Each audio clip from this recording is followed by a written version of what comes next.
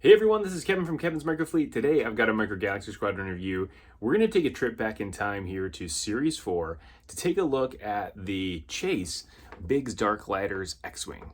We're going to go ahead and take a look at the figure, at the vehicle, at the packaging. We'll do some measurements and we'll do a comparison. Let's go ahead and dive into the review. So if we back up a few years ago and when Series 1 landed, one of the things that happened is many of the retailers had over-ordered Series 1, which clogged the shelves and slowed down Series 2.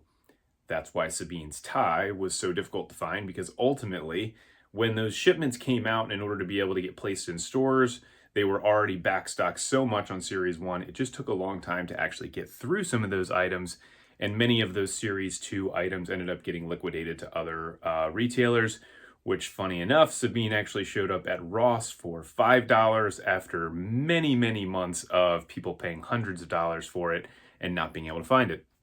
So then we get to Series 3. Series 3 launched and had a great run, both light armor class and starfighter class, although light armor class was more challenging to find because only Walmart was carrying it.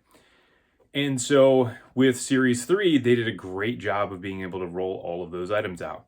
However, Series 3 tended to clog up the shelves some as well. And so when Series 4 shipments came out and started to hit retailers, they just didn't make it all the way out. Now, there were two main case assortments, or three case assortments, that they have in each one of the series.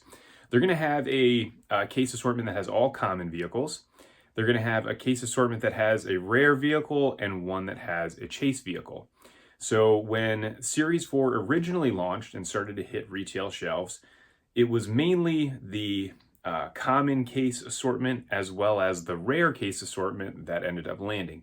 There were a lot of Wedge that was found, who was actually the rare one of 15,000 for that series, and a lot of Y-Wings and N1s.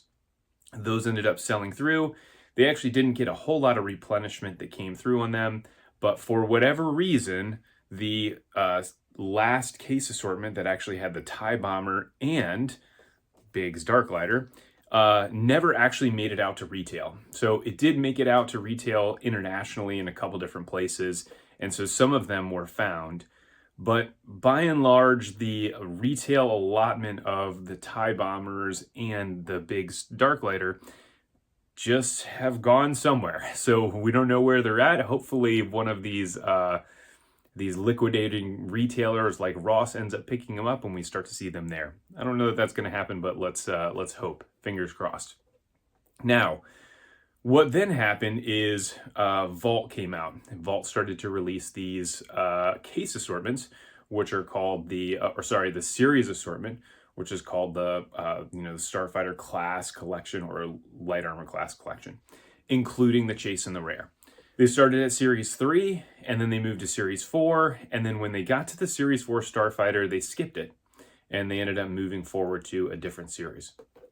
So what ended up happening is many of us were wondering, well, where is the Series 4 case assortment? A couple months passed, nothing came out, and then there was a little snippet in November that actually said the Series 4 Starfighter class collection was coming, which would have included Wedge and Biggs, but it didn't. So fast forward a couple months, we get to January, and all of a sudden somebody pops up on eBay with a couple of these on there. Through a bunch of investigative work, ended up finding out that this person had a full case of 48 of the Biggs. He ended up getting them from somebody else. That other person had multiple boxes of these Biggs. And so, long story short, fortunately, some of the members of the community ended up getting some of these and then have been able to distribute them out to other members of the community at a very good price, not some crazy upcharge like $300 or $400. So the long and short of it is, there was a lot that went into this, and finally being able to get this in hand, I'm super excited to finally be able to open this thing up, to review it, and then to compare it to the Biggs Darklighter that we ended up getting in the Red Squadron that ended up coming out as a Vault exclusive. So thanks for bearing with me as I get through all of that. It is a fascinating story. It's kind of wild to imagine that when this Series 4 actually launched a couple of years ago, that it was going to take this long to be able to actually get this in hand. But I finally have it. The collection is complete now from Series 1 all the way through current, where we're at with Series 8. So let's go ahead now and dive into the review. Now let's take a look at the packaging. So we've got Series 4 here in yellow on the side. I really wish that they had kept up with changing the colors from series to series, which they did through all the way through Series 6, and then they've just gone up to a white tab. But pretty cool to have that yellow on there. We've got Big's Darklighter, the Chase 1 of 5,000. You get a chance to see him going in the cockpit there. And then number 86. As we turn this thing around, we get a chance to see the other features of the X-Wing, very similar to what we're going to get with the others. You get your little cutout there, and then you have the other vehicles that came in that series. So now let's go ahead and break this thing out of the box, and let's take a look at the rest of the packaging. Now we can take a look here at the card back, and then this little display thing here on the bottom. So this is just a random planet of some sort. And then here we get a chance to see some of the other vehicles in the actual series and some of the series before. So you got your Y-Wing there. Then you got a couple TIE fighters, Death Star in the background. Overall, looks really nice. But that is all you have there for the rest of the packaging. Now we have our figures here. You've got Big's Darklighter and R2-F2. So and they come in this little package here. And let's go ahead and pop these guys out and we'll take a look at them. Now, at this period of time, when we actually get to Series 4, is where Jazwares started to make some really good progress on the quality of the actual figures and some of the detailing. And so you can see this actually with Biggs and his helmet. I mean, the helmet looks really incredible. The quality of the detail on there with that checkerboard pattern, as well as the other little emblems there on the side. And then as we turn this thing around, get a chance to see the helmet looked really, really good. And then you can see here with the droid, they did a pretty good job. That white line there is not perfectly on the top. Like you can see it's angled slightly, but they do actually have that paneling there on the top of it, which looks really nice. I mean, overall, I think it looks fantastic. It would have been really cool if they got a mustache on him, but either way, still great to be able to see this figure. And so let's go ahead and compare it actually to the Red Squadron.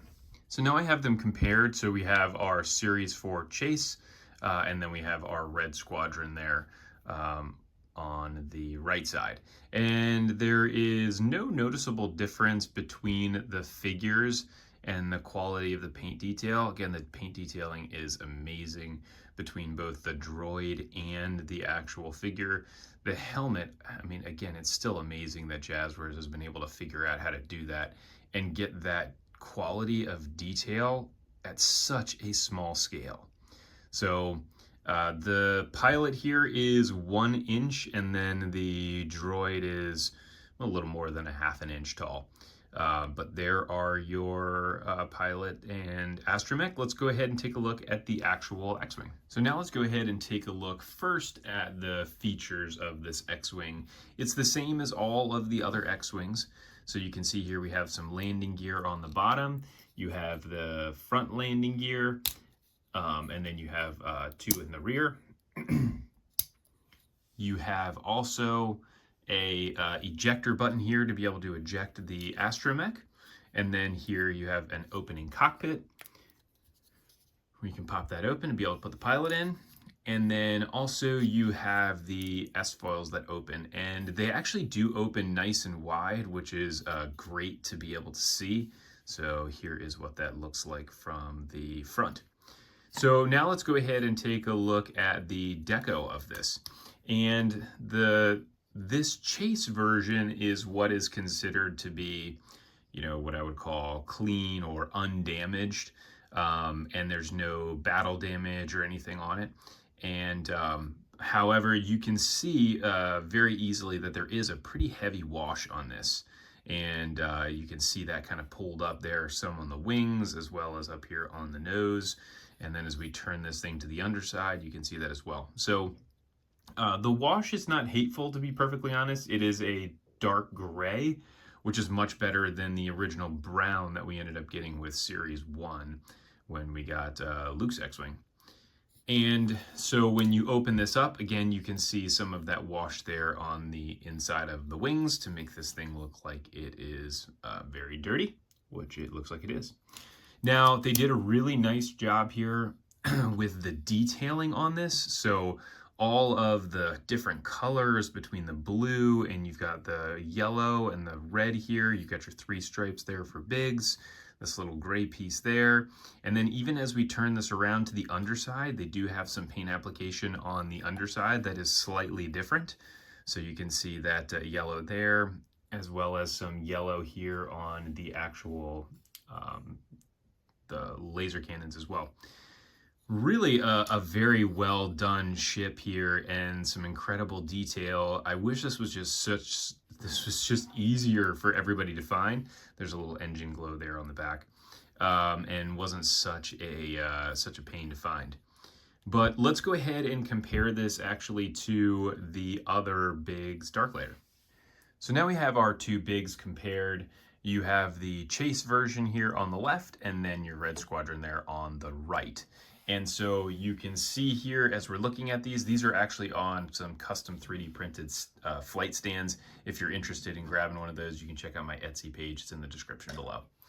And so if we look at the paint application between the two, the paint application is about the same. There is no difference there in the paint application that I can see, although there is some battle damage scoring there on the Red Squadron wing here up there on the side.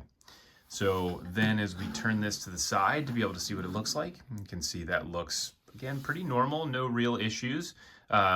Again, they look to be identical. As we turn this around to be able to see this side, again, on this side, it looks to be the same as well, other than obviously the battle damage scoring that's on there. So let's go ahead and grab another Biggs to compare this to. So now we'll compare Biggs to his counterpart in Action Fleet. So I wanted to show first just the difference in the figures. So there is your Action Fleet figure on the right side versus the Micro Galaxy Squadron. And remember, with Action Fleet, their arms were bent, so it does look like they can pilot the actual vehicle, but their feet are glued together basically with that little piece. So you can still see some great detailing there on the helmet, and that is actually hand painted on there. So pretty incredible detailing there with the Action Fleet when that came out. So now if we go ahead and take a look at the Biggs from Action Fleet, there are actually 2 different versions of Biggs that came with the Alpha series. And so you have one here that actually has these white rings on it. And then you have another version that actually has the red rings there on the front. As you can see with these 2, they're not even close to the accuracy level of what it looks like in the movie. So in the movie, it looks way closer to this one, and actually I believe it is almost identical to the ILM models that they use, versus Action Fleet just didn't quite have the same. Now, obviously, the detailing on the Action Fleet is different between the 2 different versions, between the one that has the white rings and the one that doesn't. So you can obviously see the difference there between the 2, but again, nowhere close to the accuracy level of what we're going to get with the Micro Galaxy Squadron vehicle.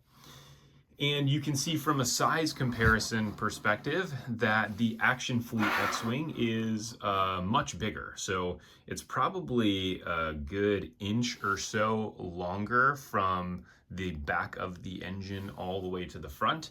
And as you can see, these engines are actually different sizes, even though the ILM models are the same size. That's a safety feature that was put into both of these. So that's the reason why they're designed that way. So that is all I have for you here on Biggs Chase for Series 4. Thanks everybody for tuning in. If you liked it, please go ahead and like and subscribe. Check out the links below for my Etsy page as well as my Amazon storefront. Thanks for tuning in. I look forward to catching everybody on the next review.